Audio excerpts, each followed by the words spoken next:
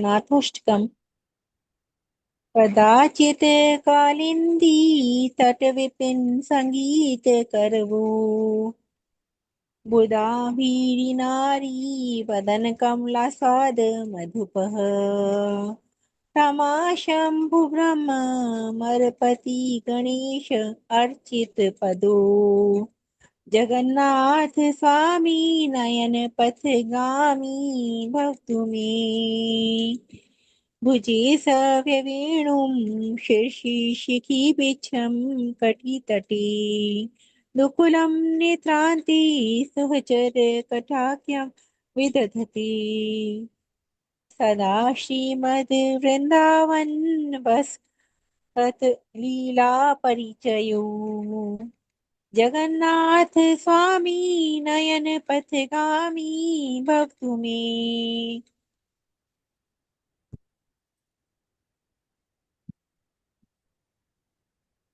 माताजी। महाम्बोधिस्तीरे कनकरुचिरे नीलशिखरे, वसन प्रसादान्तः सहज बलभद्रेण बलिना, सुभद्रा मध्यस्थ सकल सुरसेवाव सरदो, जगन्नाथ स्वामी नयन पथगामी भवतु मे। कृपा पारवारो सजल जल दोषेणी रुचिरो, रमावाणी राम स्फुरदमल पदे कयण सुख, सुरेंद्र राधे श्रुति गण शिखा गीत चरितो, जगन्नाथ स्वामी नयन पथगामी भवतु मे। रथारूढ़ो गच्छन् पथि मिलित भूदेव पटल है, स्तुति प्रादुर्भावं प्रतिपदमुपाकर्ण्य सदये, दया सिन्धुर्बन्धु सकल जगतां सिन्धु सुतया, जगन्नाथ स्वामी नयन पथगामी भवतु मे। परम ब्रह्म पीड़ा कुवल यद नोत फुल नयनो, निवासी नीलाद्रो निहित चरणो अनंत शीर्षि, रसानंदो राधा सरस पुरालिंगन सुखो, जगन्नाथ स्वामी नयन पथगामी भवतु मे।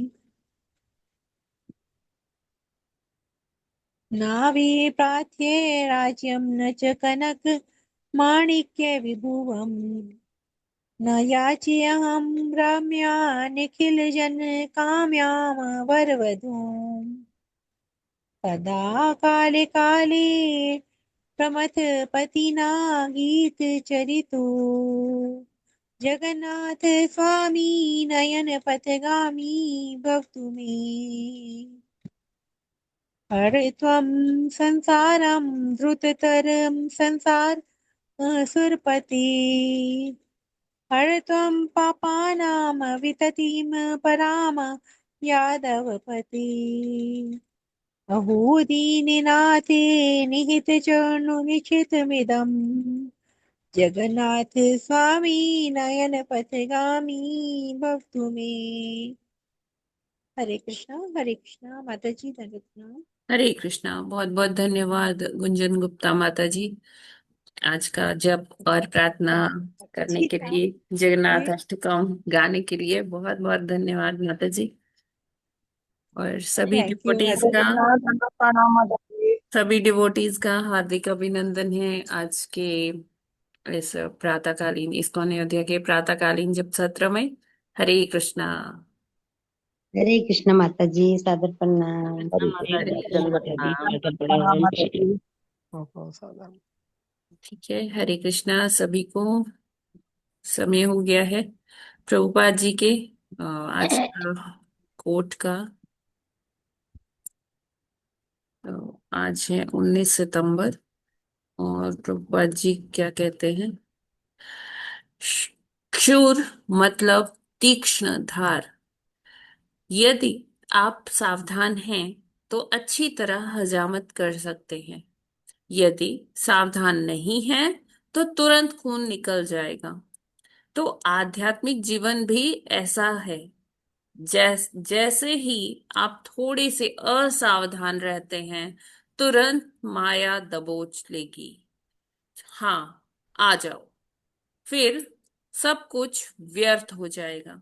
बम्बई, 19 सितंबर 1973। तो प्रभुपाद जी बता रहे कैसे माया अपना जाल बुनती है, कैसे वो आ, हमें अगर हम कुछ भी कर रहे हैं इस भौतिक जगत में, माया ही अधिष्ठात्री देवी है। तो वो घात लगाकर बैठती है। एम्बुश जैसे होते हैं ना, घात लगाना। तो जैसे ही वो ये पाती हैं कि हमारा ध्यान इधर उधर जा रहा है, भौतिकता में जा रहा है, भगवान से विमुख हो गए, तुरंत वो हमको दबोच लेती है। तो ये चीज समझाने के लिए प्रभुपाद जी ने बहुत एक सुंदर एग्जाम्पल दिया है कि जैसे जो रेजर होता है ना, रेजर से जो शेव करते हैं, तो क्या होता है कि जरा सा असावधानी हुई तो खून निकल जाता है ना। और इसका प्रभुपाद जी ने उपमा दिया है कि ठीक इसी तरह से वो जरा सी एक क्षण की असावधानी क्या करती है, हमारे आध्यात्मिक जीवन को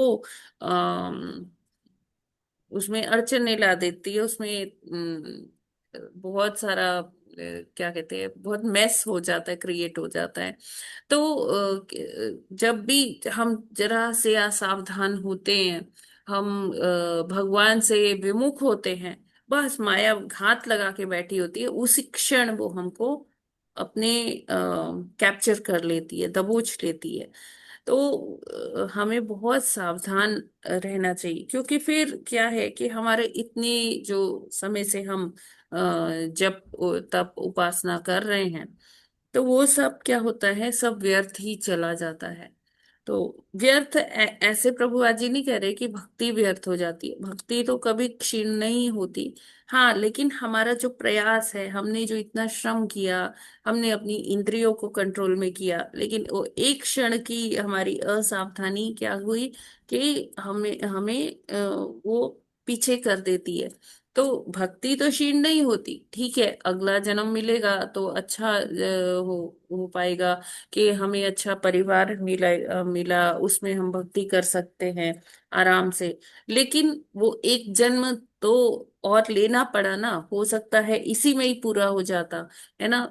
असावधानी, जरा सी एक पल की असावधानी हमने बरती, भगवान से विमुख हुए, और पता चला कि दूसरा जन्म लेना पड़ा। तो हमें ऐसा नहीं करना चाहिए, हमें हर पल सावधान रहना चाहिए।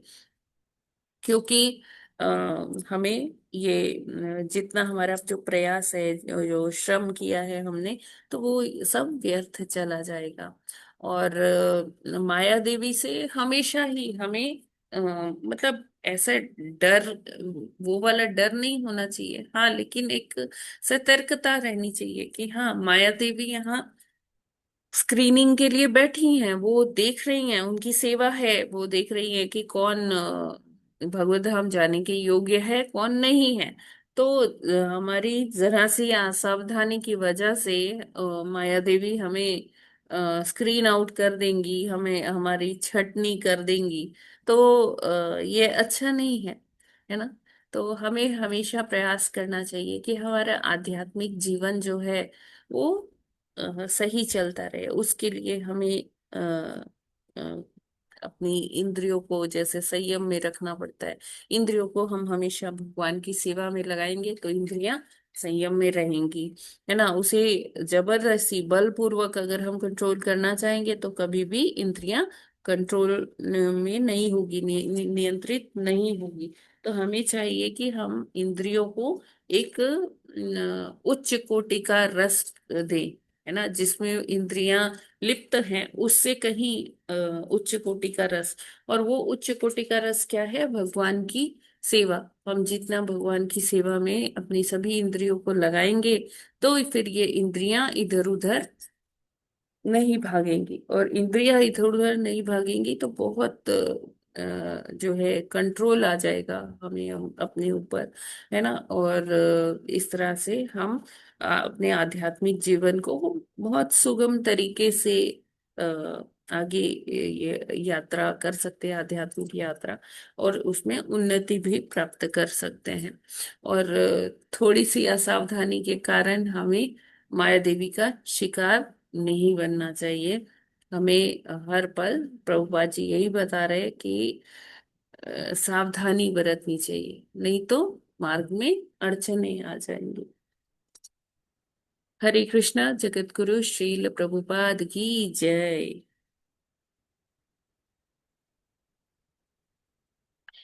ये ठीक है, सभी को क्लियर है ना? हरे कृष्णा। हम माता जी हर पल मन और बुद्धि को वश में करते हुए आध्यात्मिक उन्नति के लिए भगवान का जो है भक्ति करनी चाहिए, ताकि माया का प्रभाव न हो। माता जी फिर भी इस जगत में ये अधिष्ठाता देवी माया है, और जोर शोर से लोग माया देवी की ही पूजा करते हैं। भक्ति के बारे में उनको मालूम ही नहीं है, तो वो सोचते हैं इसी से नहीं नहीं कल्याण हो नहीं जाएगा। नहीं, ऐसे कंफ्यूज ना होइए प्रभु जी। ठीक है, जो माया देवी का भी पूजा कर रहे हैं, तो माया देवी भी कौन है? वैष्णवी ही है ना। तो वो हाँ माता जी। उसको रिडायरेक्ट करेंगी भगवान की भक्ति की तरफ। हाँ इस माता जी। जन्म में नहीं तो मत अगले जन्म में। हाँ माता जी, जो महान वैष्णव जो है अगर कुछ उनकी नहीं भी। कर रहे हैं तो उससे अच्छा तो है कि ठीक है वो दुर्गा देवी की भक्ति कर रहे हैं, है ना। हाँ माता जी। हाँ माता जी, वैष्णव है वो, महान जी वैष्णव जी है, तो जी। ठीक है वो अगले जन्म में ही तो हो जाएगा, इस जन्म में नहीं। तो माता जी इसमें जो है प्रभुपाद जी ने यही कहा है कि अत्यंत सावधानी के साथ जो है भक्ति में सेवा में लगना चाहिए, ताकि इससे विमुक्त ना हो। हरे कृष्ण। जी। तो बाकी हम अपना प्रयास क्या कर सकते हैं कि ऐसे जो लोग हैं इनको हम भगवत गीता दे सकते हैं, प्रभुपाद जी की और जो बुक्स है वो उनको डिस्ट्रीब्यूट कर सकते हैं। हरे कृष्ण माता जी। जी। ठीक है, तो भागवतम में आज ये है लास्ट श्लोक है, श्लोक क्रमांक 45। और इसके साथ हमारा ये चैप्टर जो है 29वां अध्याय ये कंप्लीट हो जाएगा। तो इसमें हमने देखा कि किस प्रकार कपिल देव जी अपनी माता के साथ संवाद करते हुए भक्ति मय सेवा के अलग अलग जो अंग है वो डिस्कस किए। और फिर लास्ट के श्लोकों में किस तरह से भगवान सर्व कारण कारणम है, सब कुछ उन्हीं की कृपा से हो रहा है, सारा कुछ उन्हीं से उद्भूत है और उन्हीं के कारण सारा क्रियान्वयन चल रहा है इस भौतिक जगत में या आध्यात्मिक जगत में, हर कहीं भगवान की ही सत्ता है। और क्यों हम इसलिए परेशान होते हैं कि हम सोचते हैं कि हमारी सत्ता है, मेरा ये घर है, मेरा मेरा फैमिली है, सब पर मेरा जो है शासन है।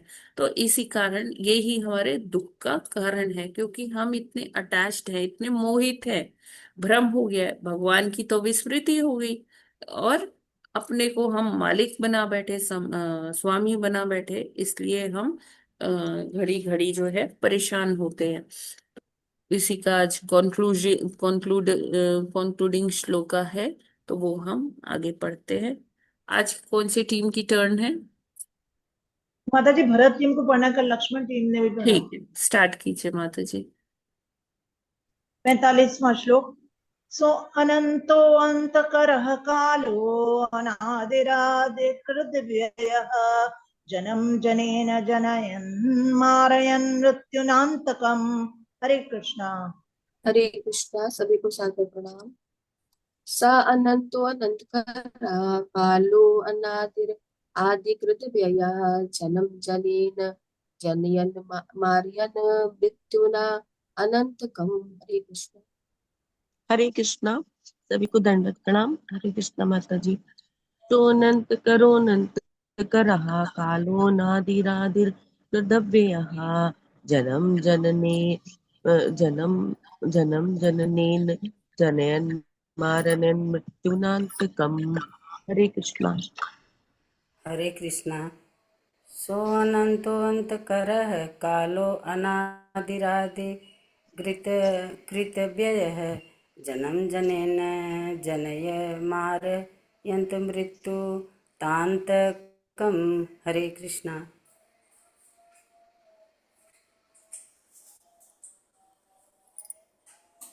हरे कृष्ण। सभी को दंडवत प्रणाम। स अनंत अंतकर काल अनादि आदि कृत्य अव्यव जन्म जनेन जनेन मारयन् मृत्युना अंतकम। हरे कृष्ण। सभी को दंडवत प्रणाम। ओके, हरे यस। कृष्णा। हरे कृष्णा। सो अनंतो अनंत कर कालो कालो अनादि रादि कृत व्यय जनन जनने जनय जनय न मार यन यन मृत्यु नान्तिकम। हरे कृष्णा।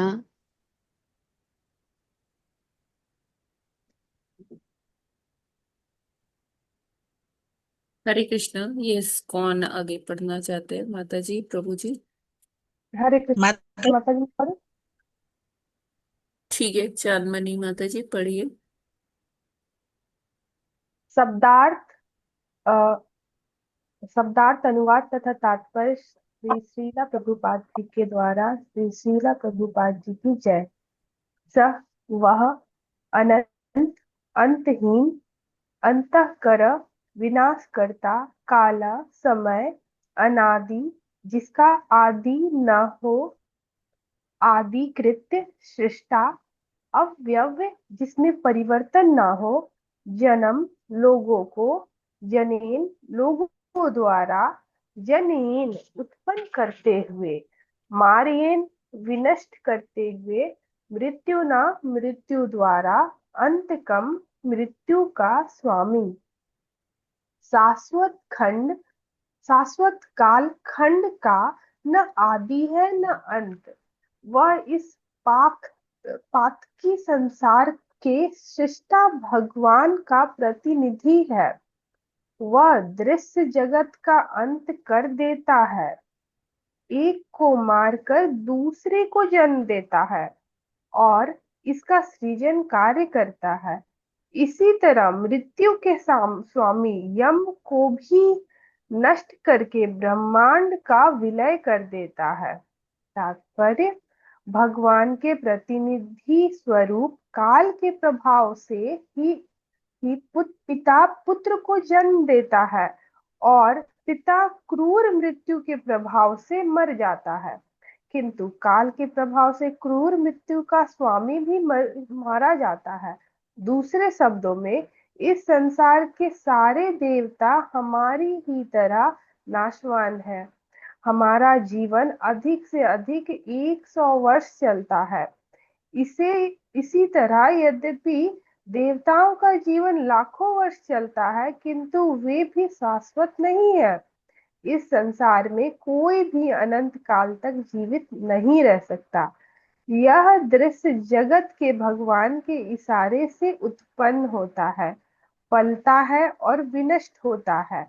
अतः भक्ति इस संसार में भी कुछ भी नहीं भक्त इस संसार में कुछ भी नहीं करता, वह भगवान की केवल सेवा करना चाहता है। यदि दास्य भाव शाश्वत है और सेवा भाव शाश्वत बनी रहती है। इस प्रकार श्री भागवतम के तृतीय स्कंद के अंतर्गत भगवान कपिल देव द्वारा भक्ति की व्याख्या नामक 29वें अध्याय के भक्ति वेदांत तात्पर्य पूर्ण हुए। हरे हरे कृष्ण। कृष्ण। धन्यवाद माता जी। तो यहाँ पर बता रहे हैं भगवान की, जो भगवान तो शाश्वत है और भगवान का जो प्रतिनिधि काल है वो भी शाश्वत है ना। तो कोई भी कालखंड, मतलब वो हम उसे ऐसे डिफाइन नहीं कर सकते कि हाँ ये कब हुआ। वो एक चक्र की तरह से है, और समय घूम घूम कर, काल घूम घूम कर उस वही फिर से उधर ही आ जाता है। जैसे चार युग की को हम जानते हैं, सतयुग, द्वापर, त्रेता और कलयुग। तो ये घूम के जब कलयुग खत्म होता है फिर सतयुग आ जाता है। तो काल अपनी गति से चलता रहता है, चलता रहता है, लेकिन हमें ये जानना होगा कि ये लीनियर नहीं है, ये साइक्लिक है। मतलब कि ये सीधा सीधा नहीं चलता है, ये चक्र के भांति चलता है और घूमकर उधर ही वापस आ जाता है। और ये जो भौतिक संसार है, ये जो नाशवान मतलब ये संदूषणों से भरा संसार है, कलमश भरे है इसके अंदर, है ना, पापी लोग रहते हैं।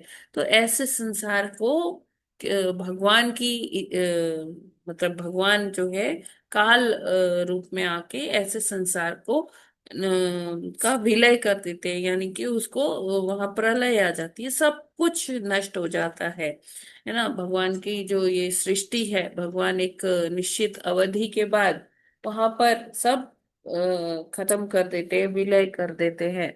और जो ये दृश्य जगत है, जो हमारा ये भौतिक जगत है, ये पूरा समाप्त हो जाता है। यहाँ तक कि जो हम सोचते हैं कि देवी देवता हैं, वो तो अमर है, उन्होंने तो अमृत पिया हुआ है, तो उनका भी नाश होता है। अमृत पीने का मतलब ये नहीं है कि उनका नाश नहीं होगा।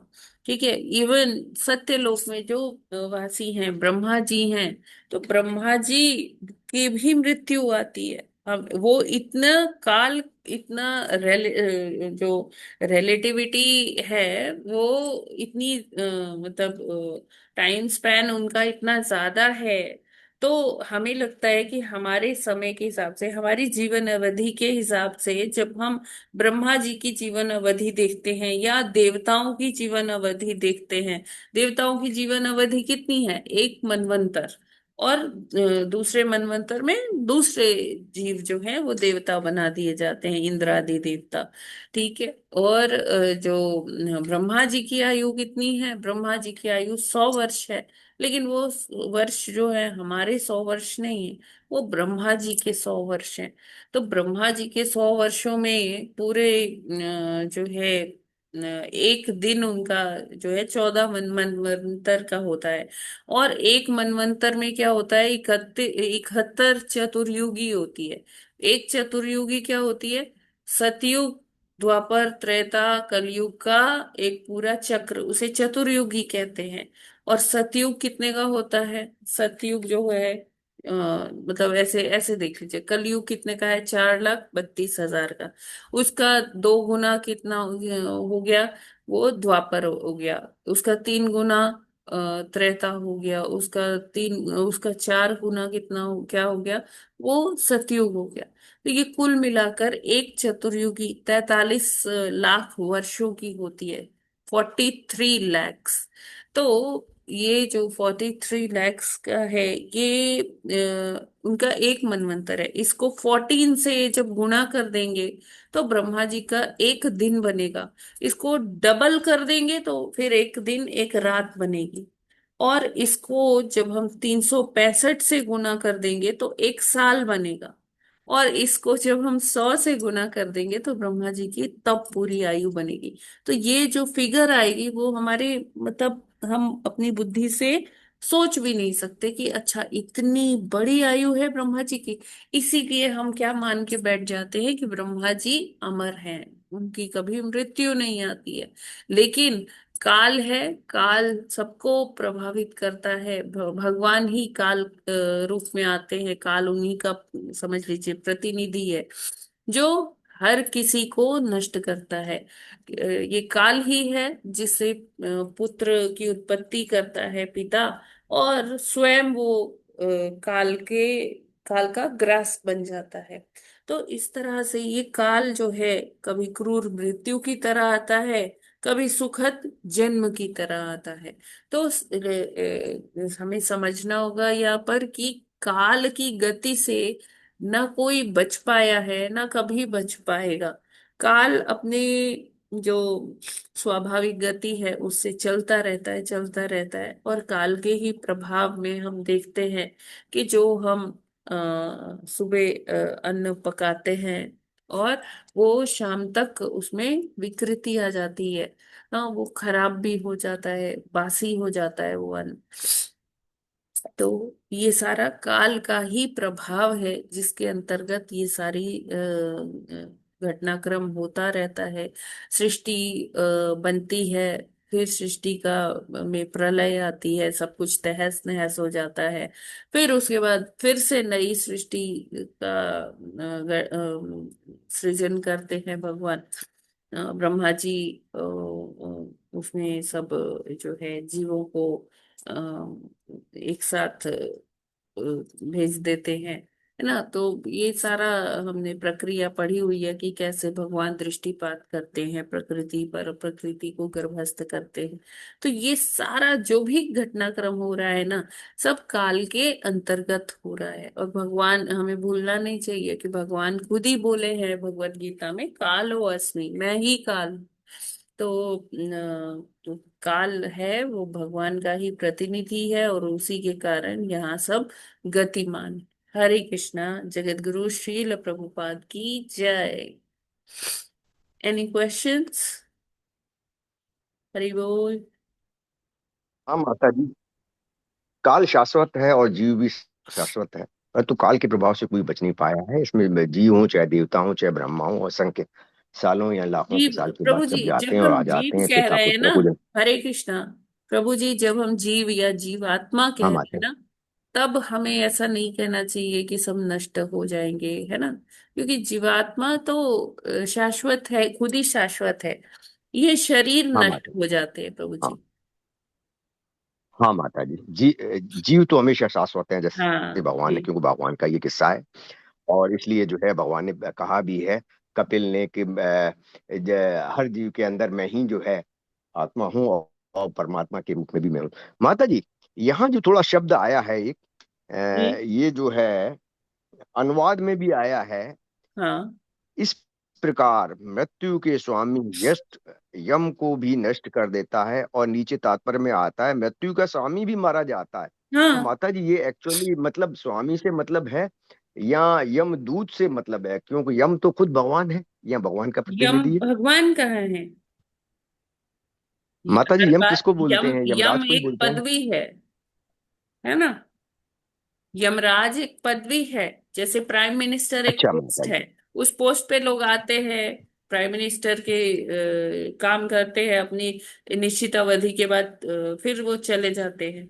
तो उसी तरह से ये सारा जो भगवान का साम्राज्य है, इसमें ये सारी इंद्र एक पदवी है, सूर्य एक पदवी है, और हाँ माता जी, मैं समझ गया। यम यम की भी एक पदवी है। तो इस पे लोग आते हाँ, हैं, ये जाते पदवी हैं। ठीक है ना।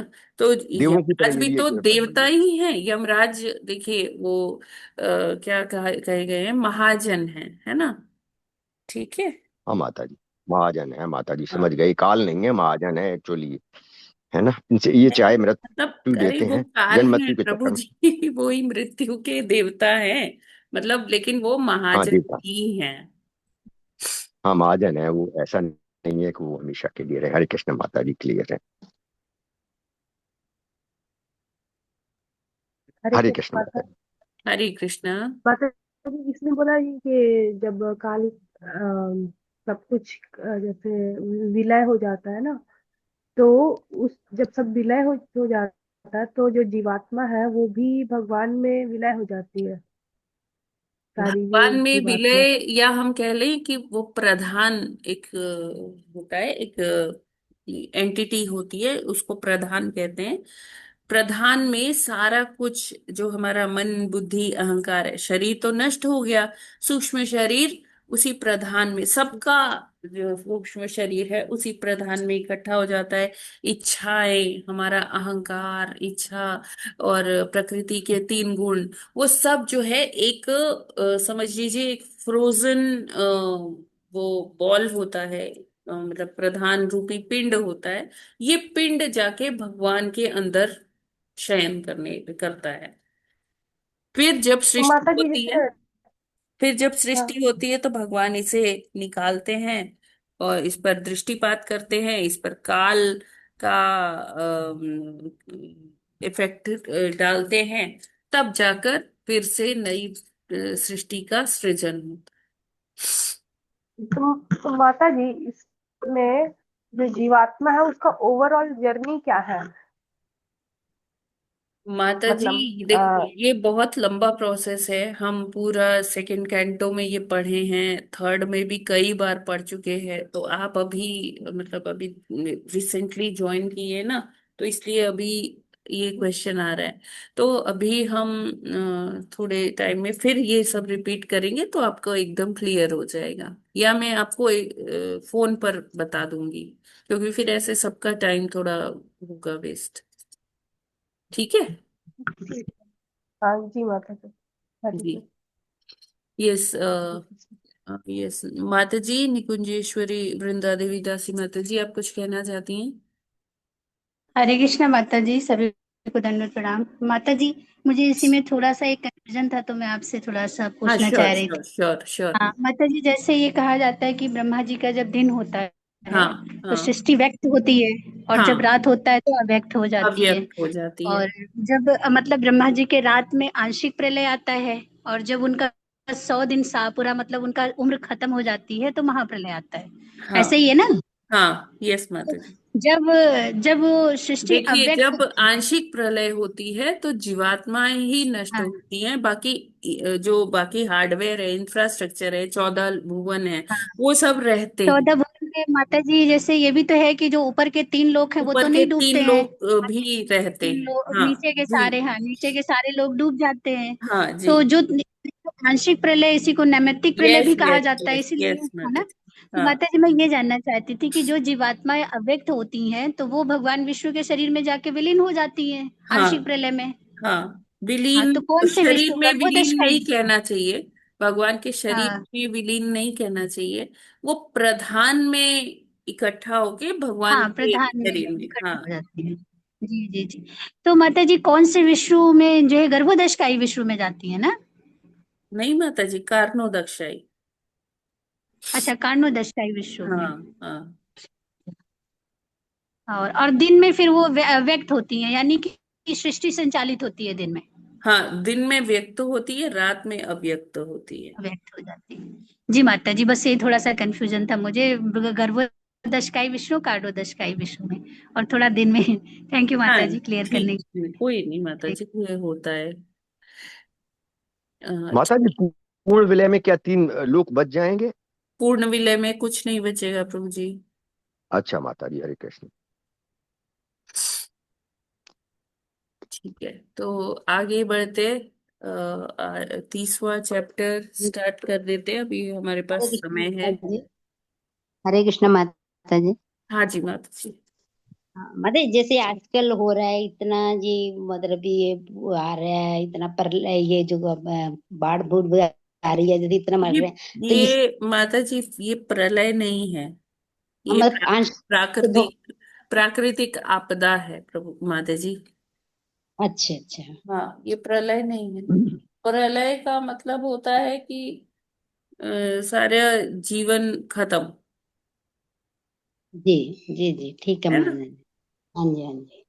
मतलब कोई हो रहा गड़बड़ जो अपनी दुनिया में, इसमें तो उस करके ये सारा। हाँ हाँ हाँ, बिल्कुल, जैसे हमने डिस्कस किया था कि प्रकृति अपने आप को रीसेट करती है, रीसेट बटन दबा देती है प्रकृति।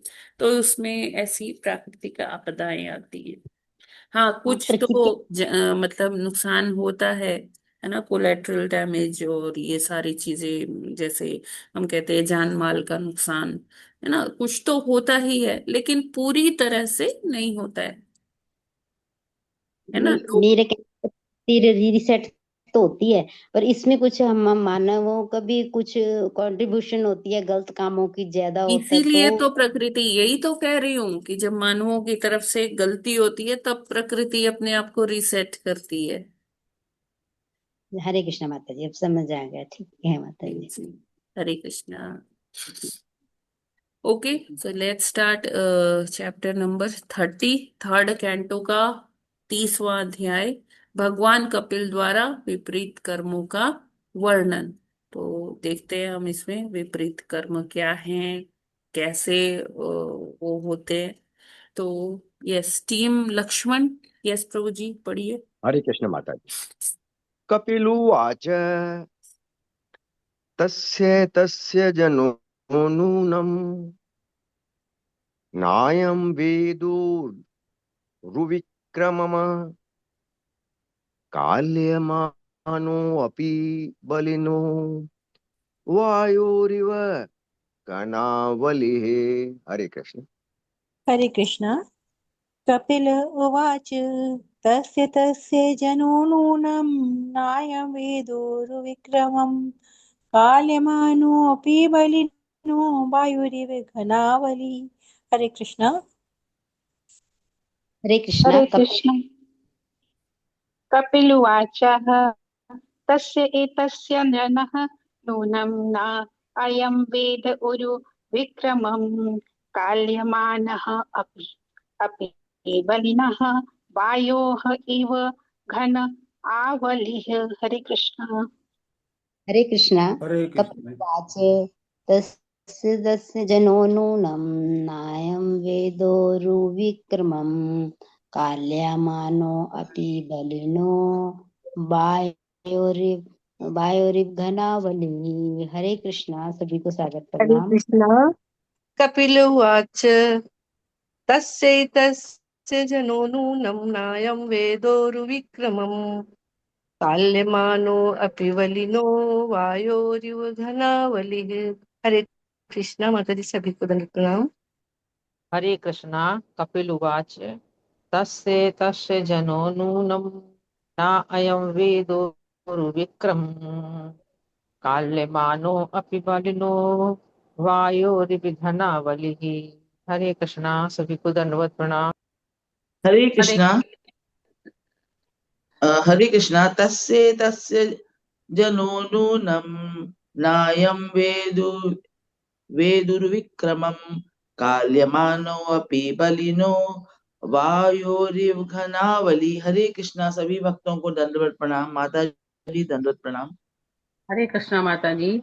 तस्य तस्य जनो नूनं नायं वेदो ऋक्विक्रमं काल्यमानो अपि बलिनो वायोरिवधनावली। हरे कृष्णा माता जी। सभी को दंडवत प्रणाम। हरे कृष्णा। कपिल उवाच तस्य एतस्य जनानूनं नायं वेद उर्विक्रमं काल्यमाना अपि बलिनः वायो इव घन आवली। हरे कृष्ण। सभी को दंड प्रणाम। हरे कृष्ण। कपिलवाच तस्यैतस्य जनो नूनं नायं वेदोरुविक्रमं काल्यमानोऽपि बलियो वायोरिवघनावलिः। हरे कृष्णा। माता जी दंडवत प्रणाम। सभी को दंडवत प्रणाम। हरे कृष्ण। कपिलवाच तस्य तस्य जनो नूनं नायं वेदोरुविक्रमं काल्यमानो अपि बलिनो वायुरिव घनावली। हरे कृष्णा। सभी को दंडवत प्रणाम। हरे कृष्णा। तस्मै तस्य जनो नूनं नायं वेदोरुविक्रमं काल्यमानो अपि बलियो वायोरिव घनावली। हरे कृष्णा।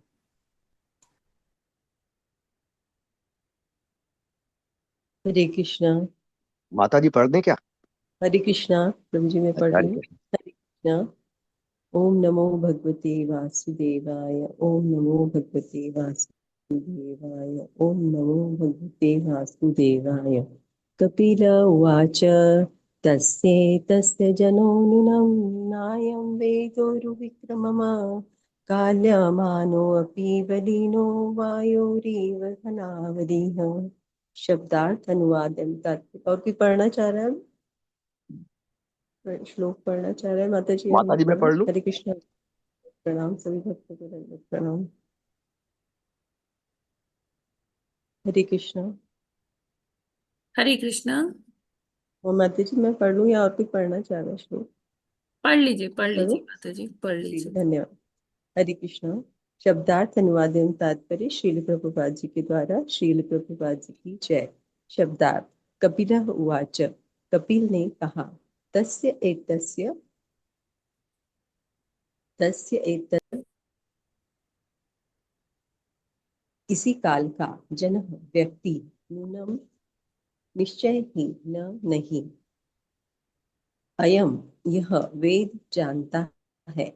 जन उरु विक्रमम महान पराक्रम काल्यमानः दूर ले जाया जाकर अपि यद्यपि बलिनः शक्तिशाली वायु हवा द्वारा इव सदृश घन बादलों का आवृत्ति समूह। भावार्थ अनुवाद श्रील प्रभुपाद जी के द्वारा। श्रील प्रभुपाद जी की जय।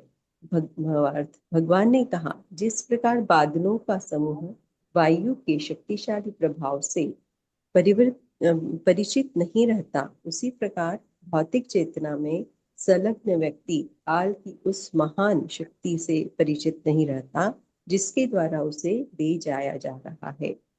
तात्पर्य श्रील प्रभुपाद जी के द्वारा। श्रील प्रभुपाद जी की जय। तात्पर्य। महान राजनीतिज्ञ पंडित चाणक्य ने महान राजनीतिज्ञ पंडित चाणक्य ने कहा है कि यदि कोई लाखों डॉलर भी खर्च करने को तैयार हो तो भी एक क्षण का समय अर्थात काल वापस नहीं पाया जा सकता। अमूल्य समय को बर्बाद करने से अकल्पनीय क्षति होती है। मनुष्य के पास जितना समय है उसे भौतिक या आध्यात्मिक कार्यों में सावधानी के साथ लगाना चाहिए। बद्धजीव शरीर विशेष में एक निश्चित काल तक रहता है और उसी अल्पावधि में मनुष्य को कृष्ण भक्ति पूरी करके काल के प्रभाव से छुटकारा पाना है। किंतु दुर्भाग्यवश जो कृष्ण भावनामृत में अपने को नहीं लगाते हैं, वे अनजाने ही काल की प्रबल शक्ति के द्वारा उसी प्रकार बहा ले जाए जाते हैं जिस प्रकार वस्तु के द्वारा बादल। हरे कृष्णा। धन्यवाद माता जी। हरि बोल। और है क्या आगे माता ji? Hare Krishna. Hare Krishna. Thank you so much माता जी। जी माता जी तो यहाँ धन्यवाद। पर हरे कृष्णा। भगवान कपिल देव जैसे पिछले अध्याय में वो बता रहे थे कि कैसे काल जो है कितना शक्तिशाली है। इस भौतिक जगत में तो काल शक्तिशाली है, लेकिन भगवान के आध्यात्मिक जगत में क्या काल शक्तिशाली है? नहीं नहीं है ना। वहां वो नहीं कैसा है। है? वो वहां पे उसका कोई प्रभाव नहीं है काल का, क्योंकि वहां तो भगवान की अपनी ही सत्ता चलती है। और ये जो भौतिक जगत है, यहाँ पर काल का प्रभाव है। और क्यों ना हो, क्योंकि भगवान की ये इच्छा है। भगवान चाहते हैं कि सारी जीवात्माएं जो भटकी हुई हैं, जो अपनी इच्छा की पूर्ति करने के लिए गई हुई हैं, वो उनकी संतान उनके पास वापस आए। है ना। तो अगर यहाँ काल का प्रभाव नहीं होगा तब तो हम इधर ही टिके रहेंगे ना। काल का प्रभाव है तभी हमारी जो है आयु क्षीण होती है ना। हम धीरे धीरे जैसे जन्म लेते हैं, जन्म लेते ही हम एक एक दिन जो है मृत्यु की ओर बढ़ते जाते हैं, बढ़ते जाते हैं। तो वो क्या है कि तिल तिल करके हमारी जो है जो पूरी जो आयु है वो घटती जाती है। तो इसी के कारण ये काल का ही प्रभाव है कि हमारे जो ये बॉडी है इसमें इतने विकार आते हैं। है ना। हमारी स्किन पर विकार आते हैं, हमारे अंगों में विकार आते हैं। है ना। तो और धीरे धीरे करके ये शरीर जो है वृद्ध हो जाता है और उसके बाद जो है मृत्यु को प्राप्त हो जाता है। अब यहाँ पर भगवान कपिल देव बता रहे हैं कि एक निश्चित ही समय है, सबके पास फिक्स टाइम है, गिनी हुई सांसें हैं। और अगर हमने उसमें कृष्ण भावनामृत को अंगीकार नहीं किया, भगवान की भक्ति नहीं की, तो फिर हमें इसी काल के ग्रास के रूप में फिर यहाँ आना पड़ेगा। तो कहा जाता है कि इस भौतिक जगत में सबकी क्या अवस्था है कि काल ने अपना मुंह खोला हुआ है। जैसे भगवान काल रूपी अ, भगवान जो हैं, उनके मुख में जब अर्जुन ने देखा विराट रूप, तो उसने क्या देखा कि भगवान का मुख खुला हुआ है और कुछ जीवात्माएं उसमें अंदर प्रवेश कर रही हैं और कुछ वहां से बाहर आ रही हैं। और अर्जुन ने क्या देखा, किसी का मुख भगवान के मुख में है, किसी का कोई कमर तक भगवान के मुख में है, कोई किसी के सिर्फ पैर बाहर लटक रहे हैं, है ना। तो किसी ना किसी तरह कोई काल के मुख में कोई एकदम घुसा हुआ है, कोई अभी हल्का सा घुसा है, कोई किसी के बस सिर्फ पैर नजर आ रहे हैं। तो इस तरह से हम सबकी यही अवस्था है, हम सब काल का ग्रास हैं, है ना। कोई जल्दी मतलब प्रवेश कर जा रहा है, कोई बाद में कर रहा है, बस ये फर्क है। लेकिन हैं हम सभी काल का ग्रास, काल का, जैसे काल सबका सबका भक्षण करता है। तो इस तरह से अगर देखा जाए तो हमारे पास समय बहुत कम है, और हम जो है भौतिकता में ही व्यस्त रहते हैं कि आज ये ले ले, आज ये कर ले, आज जय वो श्री कर कृष्ण ले, आज भैरव। वहां चले जाएं। और हम इस आपातकाल को समझ ही नहीं रहे, जैसे आपातकाल लगा हुआ है, इमरजेंसी का टाइम है। और हम है कि हम अभी अपने इच्छाओं कामनाओं में ही अटके हुए हैं, अरे ये हो जाए, अरे वो कर ले, वो कर ले, वो पाले, है ना। हम यहाँ की जो इमरजेंसी है वो समझ ही नहीं रहे कि हम तो काल के मुख में ऑलरेडी हैं। और अगर हम भक्ति नहीं किए तो वापस से हमें फिर इसी तरह से यहाँ पर आना पड़ेगा।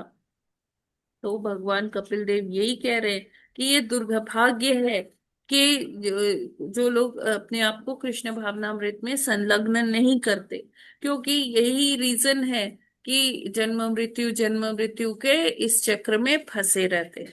तो हमें अपने को पूरी तरह से जो है भगवान की सेवा में लगाना चाहिए, भगवान की भक्ति करनी चाहिए। और जो हम भौतिक कार्य कर रहे हैं या आध्यात्मिक कार्य कर रहे हैं, उसको बहुत सावधानी पूर्वक करना चाहिए, कि इससे क्या है हमारा हम और कर्म बंधनों में ना फंस जाएं। ठीक है, ये क्लियर है। और इसको प्रभुपाद जी ने कैसे दिया है कि जैसे बादल जो है, वायु बादलों को उड़ा ले जाती है, तो उसी तरह से काल भी जो है वो सब कुछ नष्ट कर देता है। क्लियर है? हरे कृष्णा। हाँ माता जी, वास्तव में जो है जी काल माता हम जी। सब लोगों को भी जो है जीवात्माओं को उड़ा ले जा रहा है। अतः भक्ति में सेवा में इसी जीवन में एक तरह से इसमें प्रभुपाद जी ने संदेश भी दिया है कि कृष्ण भक्ति पूरी करके काल के प्रभाव से छुटकारा पाना चाहिए इसी जीवन में।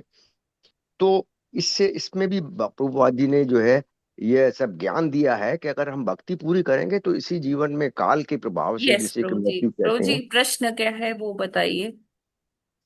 बस माता जी यही है, जस्ट प्रश्न कोई नहीं। जी जी। भक्ति अच्छी तरह से करनी चाहिए। ठीक है, आई होप सभी को क्लियर है। तो हमारे पास थोड़ा टाइम है, तो हम दूसरा श्लोक भी पढ़ सकते हैं। राधिकेश्वरी माता जी, हरे कृष्णा। हरे कृष्णा। माता जी का लगता है म्यूट हो गया हुआ। अच्छा अच्छा अच्छा, ठीक है। माता जी आप ही पढ़ दीजिए फिर, हरे कृष्णा माता जी। या डॉक्टर जगप्यानी आप पढ़ेंगे? ये पढ़ू माता जी? हम माता जी मैं पढ़ देता हूँ। हाँ, हरे प्रभु कृष्ण। जी कह रहे थे अभी, तो प्रभु जी। ठीक है। यम यमर्थमुपादत्ते दुःखेन सुख हेतुवे तं तं दुनोति भगवान पुमान् शोचति यत्कृते। हरे कृष्ण। माता जी आगे भी पढ़ना है क्या? आगे पढ़ दीजिए प्रभु जी पूरा। ये हाँ, भरत की बात यम है यम। ना। माता जी आपको बोला था, आपने सुना नहीं। ठीक है प्रभु जी, पढ़ दीजिए आगे। हाँ, हरे कृष्ण। देखिए शब्दार्थ अनुवाद। तथा तात्पर्य श्रील प्रभुपाद जी द्वारा। श्रील प्रभुपाद जी की जय हो, जगत गुरु श्रील प्रभुपाद जी की जय हो। यम यम जो कुछ जिस जिस अधर्म वस्तु को उपादते प्राप्त करता है, दुखेन कठिनाई से, सुख हेतवे सुख के लिए, तम तम उसको दोनोती नष्ट कर देते हैं भगवान श्री भगवान। पुमान व्यक्ति शोचति शोक करता है, यत कृते जिस कारण से। अनुवाद। तथा कथित सुख के लिए भौतिकवादी द्वारा जो जो वस्तुएं अत्यंत कष्ट तथा परिश्रम से अर्जित की जाती हैं, उन सभी को काल रूप परम पुरुष नष्ट कर देते हैं, और इसके कारण बद्ध जीव उनके लिए शोक करता है। तात्पर्य। श्री भगवान के प्रतिनिधि रूप काल का मुख्य कार्य सभी वस्तुओं को नष्ट करना है। भौतिकवादी लोग भौतिक चेतना के कारण आर्थिक विकास के नाम पर न जाने कितने प्रकार की वस्तुएं उत्पन्न करने में लगे हुए हैं। वे सोचते हैं कि लोगों की बढ़ती हुई आवश्यकताओं को पूरा करके वे सुखी होंगे, किंतु वे यह भूल जाते हैं कि कालक्रम में से उनके द्वारा उत्पन्न की गई समस्त वस्तुएं नष्ट हो जाएंगी। इतिहास हमें बताता है कि इस भूमंडल पर न जाने कितने शक्तिशाली साम्राज्यों का निर्माण कितने कष्ट तथा अध्यवसाय के फलस्वरूप हुआ था, किंतु काल के साथ वे सभी के सभी नष्ट हो गए। तो भी ये अल्पज्ञ भौतिकवादी यह नहीं समझ पाते कि भौतिक आवश्यकता की वस्तुएं उत्पन्न करने में वे समय का अपव्यय ही कर रहे हैं, क्योंकि ये सभी वस्तुएं काल के साथ नष्ट हो जाएंगी। शक्ति का यह अपव्यय जन समूह के अज्ञान के कारण है, जो यह नहीं जानता कि मनुष्य सनातन है और उसके लिए सनातन कार्य भी है। वे यह नहीं जानते कि किसी एक प्रकार के शरीर में जीवन की अवधि शाश्वत यात्रा की चमक मात्र है। इस तथ्य को न जानने के कारण वे जीवन की इस क्षणिक चमक को ही सर्वस्व मान बैठते हैं और अपना समय आर्थिक परिस्थितियों को सुधारने में नष्ट कर देते हैं। हरे कृष्ण। हरे कृष्णा। धन्यवाद प्रभु जी। तो यहाँ पर क्या बता रहे हैं कि मनुष्य अपने आप को व्यस्त रखता है, बिजी रहता है अपने साधन को बढ़ाने के लिए, है ना। वो सोचता है कि ये खोज कर ले तो इससे क्या होगा, हमारा जीवन और सरल हो जाएगा। अब देखिए क्या है इसमें, मुझे याद आता है कि मनुष्य ने प्लास्टिक बनाई। प्लास्टिक पहले से नहीं थी, उसने अ, अपनी जरूरत के हिसाब से प्लास्टिक का निर्माण किया। अब वो ही प्लास्टिक क्या है, हमारी सिरदर्द बन गई है ना। कि हमने पहले सोचा कि हाँ ये बहुत ड्यूरेबल है, बहुत अच्छी है, लेकिन अब जब देखते हैं कि अल्ट्रासाउंड होते हैं, सीटी स्कैन्स होते हैं ना, तो हमारे शरीरों में क्या है, माइक्रो प्लास्टिक्स घुसा हुआ है हर जगह। और उसकी वजह से कितनी सारी बीमारियां हो रही है, कैंसर हो रहे है ना, पता नहीं कितनी सारी चीजें विकार आ रहे हैं हमारे शरीर में। ठीक है, हमने तो सोचा था ये हमें क्या करेगा, हेल्प करेगा, लेकिन काल के प्रभाव से हमने सोचा कि ये तो कभी, मतलब इतना ड्यूरेबल है, ये हम इसमें सब कुछ, यहाँ तक कि मनुष्य ने क्या किया कि पत्तल में खाना उसको अच्छा नहीं लगा तो उसने पहले स्टील लाए, फिर ये और धातु लाए, है ना। फिर उसके बाद कह दिया कि ये सब तो खराब हो जाता है, अभी प्लास्टिक के बर्तनों में खाएंगे। तो क्या वो क्या है कि अब वो हमारी सिरदर्दी का कारण बन गया। अभी जैसे ये टेफलॉन कोटिंग्स हैं, जो ये नॉन स्टिक वाली बर्तन आते हैं, ये डेवलप हुए, है ना। हमने लोहा लोहे की कढ़ाई, तवा, ये सब रिप्लेस कर दिया नॉन स्टिक बर्तनों से। तो क्या है कि उसमें भी इतने हानिकारक तत्व है, इतने केमिकल्स है कि वो हमारे खाने में मिलके हमें ही नष्ट करने में लगे हैं। ठीक है, हम सोचते हैं, हम अपनी बुद्धि लगाते हैं, बहुत बुद्धि लगाते हैं कि हाँ भौतिकता में, ठीक है, लेकिन वो किसी ना किसी तरह से हम पर ही उल्टा पड़ रहा है। मनुष्य ने बुद्धि लगाया कि अब हम ना ज्यादा फसलें उगाएंगे, तो उन्होंने पेस्टिसाइड्स और ये फर्टिलाइजर्स, केमिकल युक्त सब ये डालना शुरू किया। तो शुरू में तो लगा हाँ बहुत अच्छी चीज है, इससे तो कितनी फसल हो रही है, और अब वो ही हमारी सिरदर्दी बन गई है। हमारे खाने में सारा केमिकल्स आ गया है, तो जो भी हम फ्रूट्स या सब्जियां खाते हैं, ग्रेन्स खाते हैं, उसमें ये फर्टिलाइजर की मात्रा है। तो उसी की वजह से आज कितने लोग बीमारियों से ग्रस्त हैं। तो ये जो उदाहरण अभी हमने देखे, ये क्या है कि मनुष्य अपनी बुद्धि से अपने सुख के लिए अलग अलग इन्वेंशंस कर रहा है, सब कुछ कर रहा है, लेकिन जो भगवान का प्रतिनिधि काल है, काल इन सब को उसके दुष्प्रभाव ले आता है, और अंतोगत्वा वो सब चीजों को नष्ट कर देता है। जब ऐसा होता है तो यही मनुष्य के शोक का कारण होता है। अब हम क्या कहते हैं कि ऑर्गेनिक हमें चाहिए, ऑर्गेनिक दाल चाहिए, हमें ऑर्गेनिक ग्रेन्स चाहिए, ऑर्गेनिक फ्रूट्स चाहिए, जो मतलब एकदम नेचुरल तरीके से उगाए गए, कोई पेस्टिसाइड्स नहीं, कोई फर्टिलाइजर्स नहीं। तो हम अब ऐसी डिमांड कर रहे हैं, क्यों? क्योंकि वो चीजें हमारे शोक का कारण बन गई है ना। हमारी जो जमीन की जो फर्टिलिटी है वो खत्म हो गई है, जो उर्वरा शक्ति होती है एक धरती की, वहां फर्टिलाइजर्स डाल डाल के, पेस्टिसाइड्स डाल डाल के हमने उस जगह की, उस धरती की हमने उर्वरा शक्ति खत्म कर दी। तो ये हमारे शोक का कारण हो रहा है। जो भी जहां हम बुद्धि लगा देते हैं ना, तो वो क्या होता है, हमारे ही लिए घातक हो जाता है। अभी क्या है कि पहाड़ों को देखिए, काट काट के कितना वहां पर लोगों ने घर वर बनवा लिए, सड़कें बना ली, है ना, अपनी सुख सुविधा के लिए। तो प्रकृति ने क्या किया, वो सारा गांव का गांव ही काट भी दिया उसको मेन स्ट्रीम से, है ना। वो एकदम अलग हो गया अपनी भूमि से, ऐसे लगता है किसी ने उसे एक कोई वेपन से, कुछ हथियार से काट दिया है, उस जगह से पूरा अलग थलग हो गया।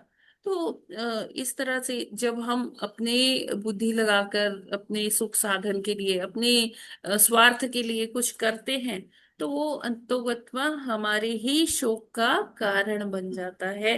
काल क्या करता है, हर चीज को वो नष्ट करता जाता है। तो यहाँ पर हम क्यों आए हैं, हमें ये नहीं भूलना चाहिए। हम यहाँ इन्वेंशंस करने नहीं आए, हम यहाँ हमेशा हमेशा के लिए सुखपूर्वक रहने नहीं आए। हम तो यहाँ पर अपने को अपने प्यूरिफिकेशन करने आए, अपना शुद्धिकरण करने के लिए आए हैं।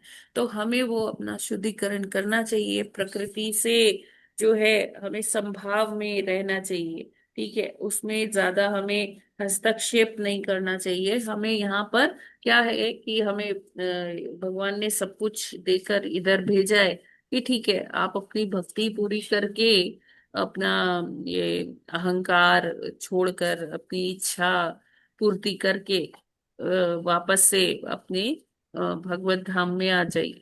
लेकिन हम हैं कि हम इधर ही रहने में लगे हुए हैं, कि हमें लगता है कि यही हमारा घर है। क्यों? क्योंकि हमें भगवान की विस्मृति होती है। तो इसमें हमें क्या करना है, हमें अपने शास्त्रों को पढ़ना है, गुरुदेव की कृपा से उसे समझने की कृपा समझने का प्रयास करना है। और अंतोगत्वा सब जब हमें क्लियर हो जाए, आध्यात्मिक पथ पर हमें चलकर भगवत धाम को जाना है। क्योंकि यहाँ पर सब कुछ क्या है, नश्वर है। तो हमें उसी में बस अपनी बुद्धि लगाकर नए नए इन्वेंशंस और ये सारी चीजें जो हम करते हैं, ये हमारे ही शोक का कारण बनती है। अब देखिए एक और, अभी ये बोलते बोलते मेरे को एक एग्जांपल याद आया कि सब स्पेस में जाना चाहते हैं, सब कुछ मतलब इतना आउटर स्पेस में जाके हम ये करेंगे, हम ऐसा वहां कॉलोनी बसाएंगे, हम ऐसा करेंगे, हम वैसा करेंगे, वहां जाके शोध कर रहे हैं। ठीक है। तो अब देखिए इतना, अभी एक रिपोर्ट आई है कि अर्थ के जो ऑर्बिट है, जो बाहर का है ना, तो जिसमें सारी स्पेसशिप्स है, अब उसमें इतना क्लटर हो गया है, इतना कचरा हो गया है, ये सारे जितने भी सैटेलाइट्स भेजे जाते हैं, मैन मेड सैटेलाइट्स, ये उसके लिए भी अब कुछ करना पड़ेगा, उसको नष्ट करने के लिए, क्योंकि जो हमारी पृथ्वी है उसके चारों ओर अलग अलग देश अपना अपना वो भेज रहे हैं। तो वहां पर भी अब कूड़ा इकट्ठा हो गया है, बहुत सारे स्पेसशिप, वो बहुत सारे सैटेलाइट्स जो है चक्कर काट रहे हैं। एक दिन क्या होगा कि सब आपस में टकराएंगे, है ना। तो उसको भी अब कुछ करना है, करना पड़ेगा। जैसे हम अपने घर का कबाड़ जो है उसको देते हैं, जो आते हैं कबाड़ इकट्ठा करने के लिए, तो वहां भी स्पेस में भी इंसान ने क्या किया है, अब कबाड़ इकट्ठा कर दिया है। तो ये सारी चीजें हैं कि ये हमारे लिए ही सिरदर्दी का कारण बन जाती है। हरे कृष्णा। आई होप कि आप लोगों को ये एग्जाम्पल्स आप रिलेट कर पा रहे हो। हरे कृष्णा। हरे कृष्ण माता जी, बहुत ही अच्छा, बहुत क्लियर, मतलब समझ आया। मैं हरे बहुत ही कृष्णा माता जी। हरे कृष्णा। यस माता जी। हरे कृष्णा। हाँ माता जी, जो भी यहाँ पे वो इसका बता रहे ना, स्पेस में क्या उसका सब कचरा इकट्ठा हो रहा है, जी। तो उसको वो डिस्ट्रॉय कैसे कर सकते हैं? वो matter can not be created and matter can not be destroyed, यही एब्जॉर्ब करना पड़ेगा। कोई टेक्निक ऐसी निकालनी पड़ेगी जिसमें ये अर्थ ही उसे एब्जॉर्ब करे। ये माता है जी, ना, वो कोई भी तो चीज देखिए यहाँ अब पे। अर्थ के ग्रेविटेशनल पुल से वो अर्थ के अंदर तो आ नहीं रख सकता, वो तो बाहर ही रहेगा, जी है ना। जी तो उसको वहीं जी पर जी। बॉम्बार्ड करके कुछ ऐसा प्लानिंग हो रही है हम्म, कि जो यूजलेस सब हो गए ना हम्म, सैटेलाइट्स, जो कुछ भी काम नहीं कर रहे, बहुत पचास जी पचास जी 60 साल साल पुराने हैं, तो उनको बम्बार्ड करके वहीं पर नष्ट कर देंगे, ऐसा है। जी माता जी। जी जी माता जी, हरे कृष्णा, थैंक यू। हरे कृष्णा माता जी। यस। Any other question? कोई टिप्पणी, कुछ आप लोग ऐड करना चाहते हैं इसमें? हरे कृष्ण माता जी। जी माता जी। पहले एक श्लोक पढ़ा था मैंने, पिछले अध्याय का शायद वो अंतिम श्लोक था, उसमें आया था पातकी। पातकी का मतलब क्या होगा? पातकी का मतलब है पापी जैसे, है ना। अच्छा अ, अच्छा। जो पातकी क्या लिखा है आगे?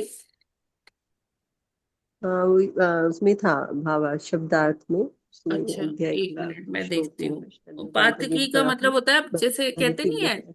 एक भगवान की कोई आरती भी होती है, उसमें होता है ना जन पातक हरणा, मतलब हाँ कि, जनपाल। है ना, कि जो पाप है। पातक पातक। हाँ। तो ये, हाँ, पापी संसार, पातकी संसार लिखा है। तो पातकी संसार मतलब जी जी। कि पाप युक्त संसार। हाँ पापी राइट। जी धन्यवाद। हरे जी कृष्ण, मैम। धन्यवाद, हरे प्रणाम। कृष्णा। ठीक है। तो फिर हम लोग यहीं पर विराम करते हैं, समय भी हो गया है।